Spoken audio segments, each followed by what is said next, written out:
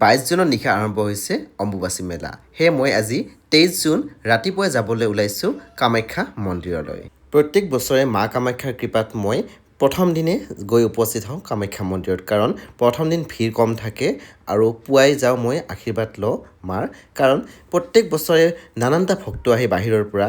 সেই আমি যিহেতু ইয়াৰে লোকেল হয়, আমি যদি প্ৰথম দিনে ইয়াত গৈ ভিৰসমূহ কমাই থৈ দিওঁ তো নিশ্চয় তেওঁলোকে অকণমান ভিৰবোৰ কম পাব, সেয়া মই ভাবোঁ। আৰু মই সদায় প্ৰত্যেকটো জেগাতে মই প্ৰথম দিন গৈ ভাল পাওঁ। আৰু এয়া দেখিবলৈ পাইছে বাটে বাটে কাৰ্পেট পাৰি থৈ দিছে, এয়া নিশ্চয় সকলোৰে সুবিধা হ'ব, কাৰণ যিহেতু তলতে চেণ্ডেলসমূহ আমি খুলি থৈ আহিব লাগে আৰু কাৰ্পেটৰে খোজকাঢ়ি গ'লে সুবিধা হয়। কিন্তু মই এটা কথা কওঁ দেই, কাৰ্পেটবোৰ বহুত মোটা হয়, চ' মই কাৰ্পেটত খোজ কঢ়াতকৈ মই মানে বাটে বাটে খোজকাঢ়ি বেছি মই আৰাম পাইছোঁ। সকলো নিজস্ব মানে এটা কমফৰ্টেবল থাকে ন, চ' মই বাটত খোজকাঢ়ি বেছি ভাল পাইছোঁ মানে কাৰ্পেটতকৈ। যি নহওক আপোনালোকেও আহিব, আৰু ভাল লাগিছে মই গৈ, কাৰণ মই যিটো ৰাতিপুৱাই গৈছোঁ ন, মই অকণমান ফ্ৰেছ মৰ্ণিঙত কৰি যোৱা নিচিনা লাগিছে, ভাল লাগিছে। আৰু মই একচুৱেলি আগতেও আহিছোঁ, প্ৰথম দিন ইমান বেছি ভিৰ নাথাকে, কিন্তু এইবেলি প্ৰথম দিন ৰাতিপুৱাই মই যথেষ্ট ভিৰ পাইছিলোঁ, আৰু আপোনালোকে নিশ্চয় দেখিবলৈ পাইছে। আৰু অকণমান ভিডিঅ'ত মানে কম লাগিছে যদিও যথেষ্ট মানুহ আছে, সেয়া মই কৈছোঁ। আৰু যিহেতু মানে ওপৰলৈ গৈ আছোঁ, লাহে লাহে গৰমবিলাকো লাগি আছে, আৰু মই ঘামেৰে একদম লুতুৰি পুতুৰি হৈ গৈছোঁ, আপোনালোকে দেখিবলৈ পাইছে। ট'টেলি মানে ভিজি গৈছোঁ মই ঘামেৰে, আৰু ভালো লাগি আছে, কাৰণ মাৰ দৰবাৰলৈ আহিছোঁ, মাৰ ওচৰলৈ আহিছোঁ, মাৰ চৰণলৈ আহিছোঁ।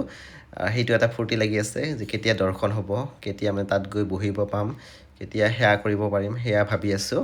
লাহে লাহে গৈ আছোঁ, আৰু যোৱাবেলিৰ দৰে আমাৰ ৰাস্তাটো যোনটো দিছিলে এণ্ট্ৰি, সেইটোৱে দিছে। মানে পাণ্ডুৰ ফালে উঠি অহা যোনটো ৰাস্তা আছে, তেনেকৈ লগ হৈ পেলাই ওপৰলৈ যোনটো উঠি যায়, মানে কামাখ্যা মন্দিৰৰ বেক চাইডে এণ্ট্ৰি কৰি দিয়ে, সেইপিনে এণ্ট্ৰি হ'ব। তেনেকৈ গৈ আছোঁ লাহে ধীৰে সকলোৰে মাজে মাজে।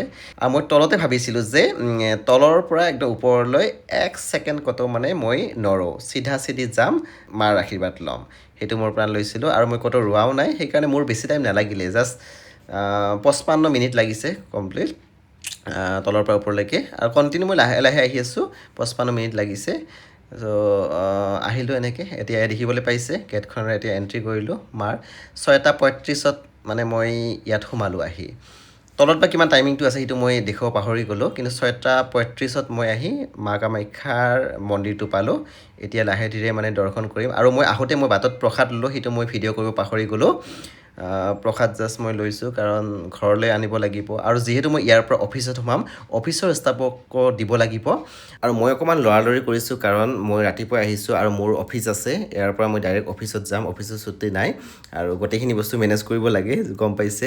আৰু ইয়াত এণ্ট্ৰি কৰাৰ আগতে মই কামাখ্যা মন্দিৰৰ যোনটো মানে ভিতৰত মানে বাৰাণ্ডাখন থাকে, তাৰে ভিতৰত মানে সোমালোঁ। তাত মানে ভিডিঅ' কেমেৰা এলাউ নাথাকে, ফাইন থাকে, আপোনালোকে নিশ্চয় গম পায়।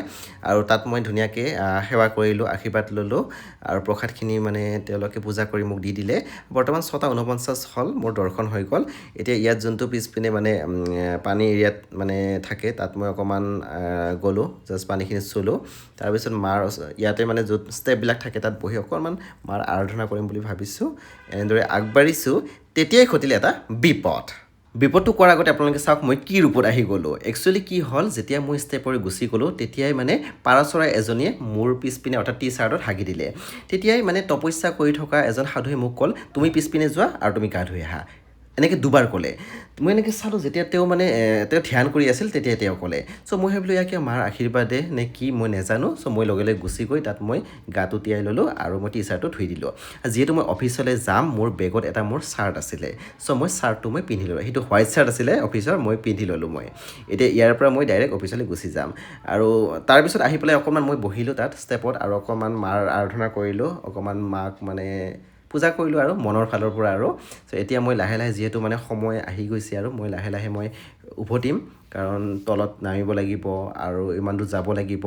সঁচাকৈ মাৰ এই অম্বুবাচী মেলাত আহিলে এটা বেলেগ এটা এনাৰ্জি ফিল হয়, আৰু ইয়াৰ পৰা সঁচাকৈ গুচি যাবলৈ মন নাযায়, কিয় নাজানো। কিন্তু এনেকুৱা হৈছে পৰিস্থিতিত পৰি সময় নাথাকে, অফিচ আছে, যাব লাগিব। এয়া চাওক মই হোৱাইট চাৰ্টত আহি গ'লোঁ, আপোনালোকে দেখিবলৈ পাইছে। যিহেতু এতিয়া উভতাৰ সময়, কিন্তু মোৰ মনটো বহুত দুখ লাগিছে, কাৰণ মোৰ উভতি যাবলৈ একেবাৰে মন নাই। ইয়াত আকৌ মানে বহুত সময় মোৰ বহি থাকিবলৈ ইচ্ছা আছিল, যদিও সময় বহুত পাৰ হৈ গ'ল। আৰু এতিয়া মই যাব লাগিবই কাৰণ তললৈ যাব লাগিব তাৰপিছত মানে ইয়াৰ পৰা ভালেখিনি যাব লাগিব চ' এতিয়া মই যাবলৈ ওলালোঁ আৰু মোৰ ইয়াত আহি খুবেই ভাল লাগে আৰু মই প্ৰত্যেক বছৰে আহোঁ আপোনালোকৰ বাৰু আহি কেনেকুৱা লাগে আপোনালোকৰ অনুভৱখিনি মোৰ কমেণ্ট ছেকশ্যন লিখিবলৈ নাপাহৰিব পুনৰ লগ পাব আন এদিন নতুন ভিডিঅ'ত এতিয়ালৈ বাই বাই ভাল থাকক সুস্থ থাকক বাই